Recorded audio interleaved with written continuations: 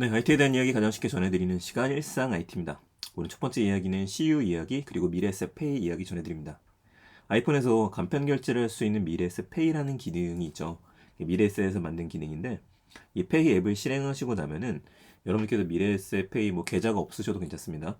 가지고 계시는 신용카드 계좌를 연동시켜서 마치 카카오페이나 이런 것처럼 쓸 수 있게 하는 방식이에요.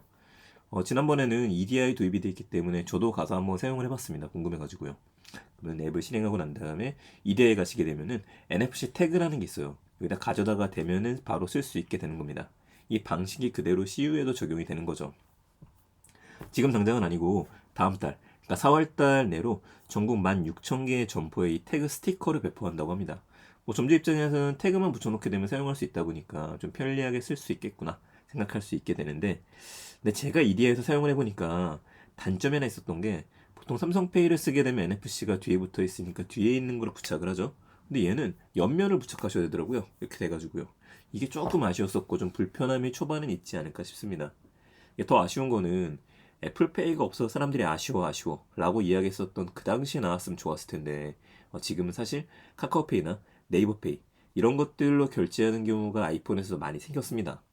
그리고 시유액에서 일하시는 분들 같은 경우에도 이 미래에셋페이가 나오게 되면은 이걸로 결제하는 방식에 대해 다시 학습해야 되는 단점이 좀 있죠. 자, 일단은 다음 달에 런칭하는 것하고 더불어서 이벤트도 진행한다라고 하니까 꼭 한번 응모해 보시면 좋을 것 같습니다. 그러니까 CU가 이벤트를 많이 하네요. NFT 이벤트도 했었었고 이런 이벤트도 하는 걸 보니까요. 자, 두 번째 얘기 바로 가보죠. 우크라이나 대통령이 항복선언을 했다, 이런 영상이 유포가 됐었습니다. 이게 뭐지 하고 저도 좀 보게 됐었는데, 이게 진짜가 아니라 진짜였어도 문제가 됐겠죠. 딥페이크 영상이었다고 하네요. 딥페이크 영상은 말하는 그대로 제가 지금 말하는 거에 AI 영상을 입혀서 팔 수 있는 것들을 이야기를 하는 것들이죠. 그 내용 자체가 러시아와의 전쟁에서 이제 무기를 내려놔라 라는 이야기였었습니다. 페북과 유튜브를 통해서 전파됐었고요. 이 영상이 삭제가 됐습니다. 페북이랑 유튜브에서 검토해보고 난 다음에 빠르게 내렸던 것 같아요. 굉장히 칭찬할 만한 일이었었는데, 전 하나를 더 좀 주목할 만한 게, 이 버클리의 퍼리드 교수가 이런 얘기를 했습니다. 조작 과정에서 생기는 왜곡을 은폐하기 위해서 해상도를 낮추는 거. 동영상 속에 등장인물들이 팔을 흔들지 않고 정면만 바라보는 거 역시 주목할 부분이다 라는 얘기를 했었거든요. 그 앞으로 수많은 딥페이크 양산도 있을 텐데 그런 것들에서 우리 일반인들도 대응이 좀 필요하지 않을까라는 생각을 하게 됩니다. 이 저해상도로 낮추는 거는 그걸 생각할 수 있습니다. 그 예전에 괴수물이라든지 이런 공포영화 같은 것들을 만들 때 낮이 아니라 밤에 하는 경우가 좀 많았었어요. 특히 로봇 메카닉 이런 것들 나올 때. 왜냐면 어둠 속에서 움직이게 하게 되면은 약간 좀 어설픈 CG 같은 걸 감출 수 있기 때문이었었죠. 낮에 로봇이 움직이는 걸 많이 볼 수 있다? 이런 경우에는 이거 좀 CG 퀄리티가 많이 올라갔다, 그렇게 보시면 되는데, 이 생각이 좀 나기는 하네요. 자, 앞으로 더 많은 딥페이크가 나올 것 같아요. 이거에 대해서도 우리도 대응을 좀 해야겠습니다. 세 번째, 오늘 마지막 소식입니다. 오늘도 역시 제가 좀 몸 상태가 좋지 않기 때문에 좀 빠르게 진행을 하고 있습니다. 자, 세 번째 얘기는 넷플릭스 계정 공유에 대해서 추가 요금이 부과될지도 모른다는 얘기예요. 이건 조금 호불호가 갈릴 것 같습니다. 원래 넷플릭스의 계정을 혼자 쓰는 게 맞고, 근데 이제 넷플릭스의 계정 자체가 4개까지 만들 수 있죠. 4개까지 각자의 프로필로 만들 수 있다 보니까 이 부분을 사람들이 활용을 많이 하고 있습니다.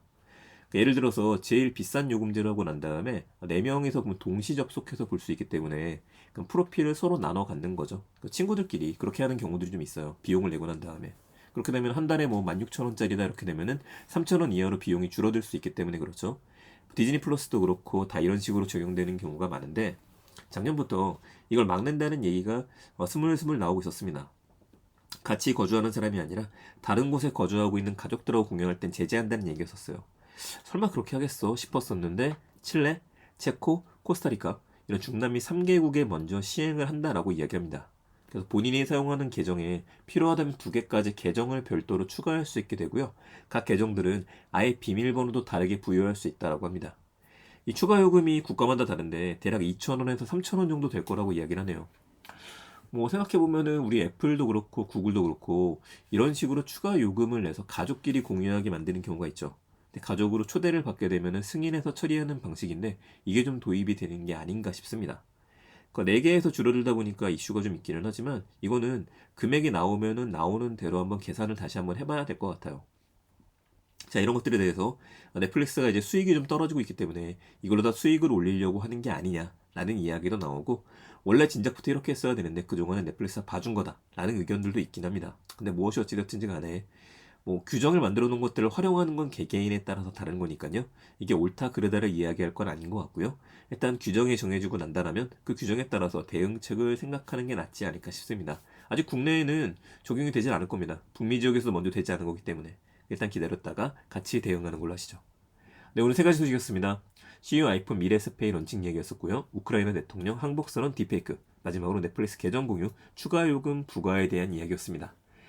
내용 세 가지 정리해드렸고요. 저는 그럼 다음 주에 더 재밌는 이야기들 가지고 찾아뵙도록 하겠습니다. 그때까지는 몸 많이 나아서 찾아뵙도록 할게요. 네, 감사합니다. 다음 주에 뵙겠습니다. 일상 IT였습니다.